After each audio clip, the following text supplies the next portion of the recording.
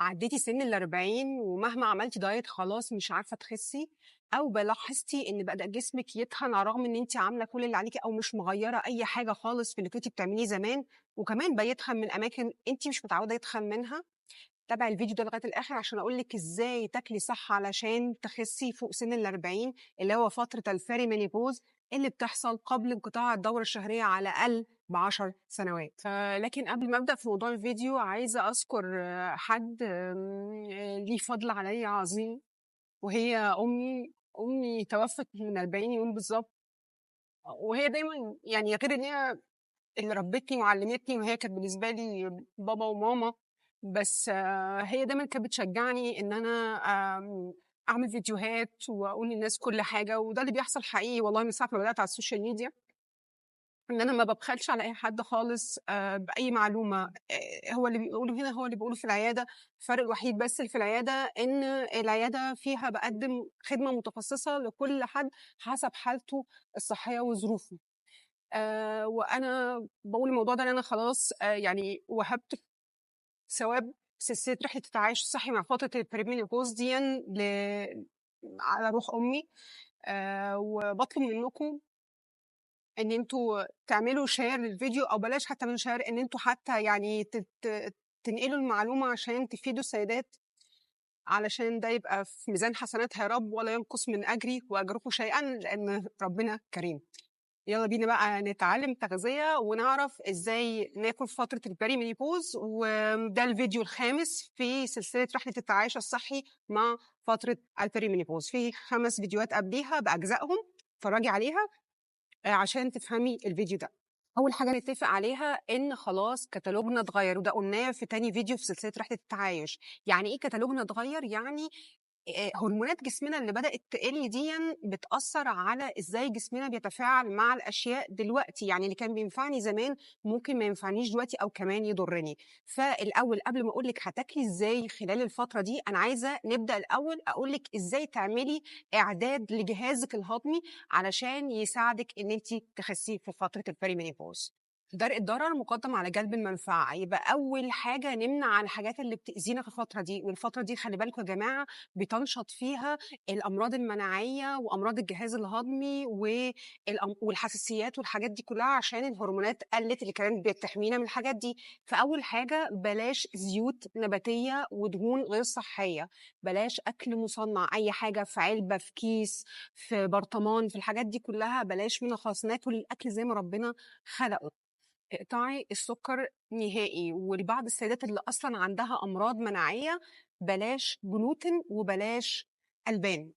بلاش كمان مضادات حيوية على الفاضي وعلى المليان، ولو أنتِ بتاخدي حبوب منع حمل أرجوكِ حاولي على قد ما ربنا يقدّرِك إن أنتِ تبعدي عنها وتشوفي وسيلة تانية، لأن الهرمونات المصنعة دي بتضر جدًا الجهاز الهضمي والبكتيريا النافعة في الجهاز الهضمي، ده غير أضرارها التانية يعني، فبتأثّر على الgut microbiome اللي هي البكتيريا النافعة، فبتخلّيكِ ما تعرفيش تخسّي، مزاجِك مش كويس وحاجات تانية كتير. تاني حاجة بلاش أكل بين الوجبات، يعني باصوم باكل بلاش النقنقة على الفاضي وعلى المليان، دي أسوأ حاجة تعمليها لجسمِك، وأنا كنت عملت فيديو مخصوص إزاي نعمل صيام متقطع في فترة الPerimenopause اتفرّجي عليه. لازم تصلّحي فيتامين د عندِك لإنه مهم جدًا، جدًا، جدًا، هاتكلّم عنه بالتفصيل في فيديو الفيتامينات، بس دي من الحاجات المهمة أوي اللي هتساعدِك إن جهازِك الهضمي يكون تمام، ولازم طبعًا تعالجي أي مشاكل في الجهاز الهضمي، إمساك، إسهال، انتفاخات، SIBO. إزاي بقى تاكلي وإزاي تضبّطي طبقِك في فترة الPerimenopause؟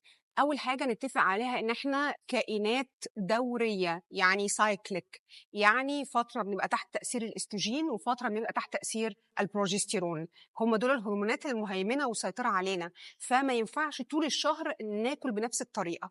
هنتكلم الأول على إزاي تاكلي تحت تأثير الأستروجين وإزاي تاكلي تحت تأثير البروجستيرون.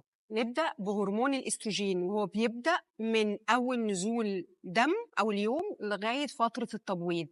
هرمون الأستروجين ده ليه خصائص مختلفة خالص عن هرمون البروجستيرون، فالوقت ده هرمون الأستروجين ما بيحبش السكر الدم العالي، بالعكس ده أنتِ كل ما تاكلي سكريات وحلويات ونشويات كل ما هيبوظ الأستروجين أكتر، وهيخليكِ عندِك حاجة اسمها estrogen dominance اللي هي هيمنة الأستروجين، وهيمنة الأستروجين دي لا قدر الله بتؤدي لحدوث سرطانات. ففي الوقت دوًّا يُفضّل إن أنتِ تقللي النشويات جدًا، طبعًا إحنا كده مانعين السُكّر، وتزوّدي البروتينات الحيوانية، تزوّدي ممكن ساعات الصيام شوية، وتكتّري من الألياف، اللي هي الألياف اللي في الخضار، لإن ده مهم عشان الأستروجين الزيادة اللي في جسمِك بيتخلّص منّه عن طريق إن هو يعني بينزل في البراز بالألياف الحلوة الزيادة. وفي الفترة دي من الحاجات الحلوة جدًا اللي هتنفعِك أوي حاجة اسمها seed cycling، يعني البذور هنقعد ندوّرها، هناكلها في فترة الدورة الأولانية غير فترة الدورة التانية. يعني مثلًا الإستروجين بيحب إيه، بيحب اللي هو بتاع اللي هو بذور اليقطين ده اللي هو اللِب الأبيض، وبيحب كمان بذر الكتان. بذر الكتان طبعًا بيتطحن طازة وبيتحط على أي حاجة، مهم جدًا إن أنتِ تستهلكي كمية كويسة في الوقت ده، ده بيساعد على إن هرموناتِك تبقى أحسن، جهازِك الهضمي تمام، بتاخدي فيتامينات ومعادن طبعًا لإن هم مليانين فيتامينات ومعادن ودهون صحية، وفي نفس الوقت تخسّي. الجزء التاني من الدورة اللي هو تحت تأثير البروجستيرون. من فترة التبويض لغاية أول يوم دم من الدورة اللي جاية.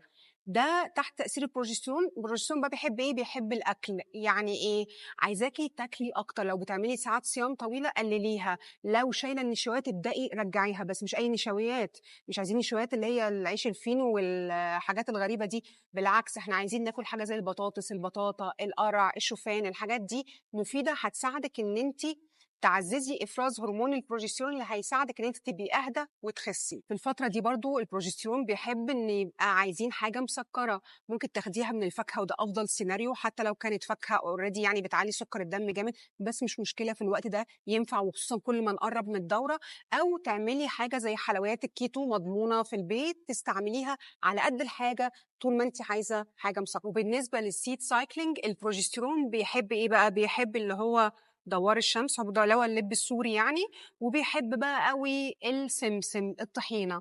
اللي متابعني من زمان عارف إن أنا ما باجيبش الطحينة بتاعة السوبر ماركت، باجيب طحينة بتاعة السرجة، ده سمسم محمص طعمها بالنسبة لي أحسن، ممكن تجيبي طبعًا سمسم ني، ممتازة ومصدر كالسيوم ممتاز.